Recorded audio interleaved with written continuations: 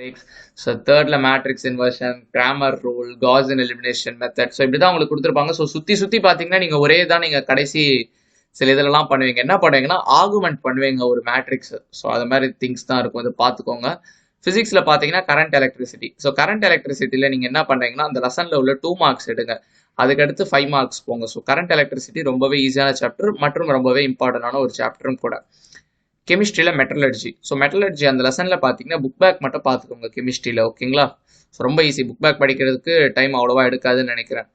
Computer சயின்ஸில் பார்த்தீங்கன்னா chapter 8 fully. Chapter 8 போது ஸ்ட்ரிங்ஸ். ஸோ ஸ்ட்ரிங்ஸ் ரொம்ப ரொம்ப ஈஸி. இந்த கம்ப்யூட்டர் சயின்ஸை பொறுத்த மட்டும் நம்ம ஆல்ரெடி ஒரு வீடியோ போட்டிருக்கோம் ஸ்ட்ரிங்ஸ், அதாவது இந்த சாப்டர் ஃபுல்லாக ஒரே வீடியோவில்.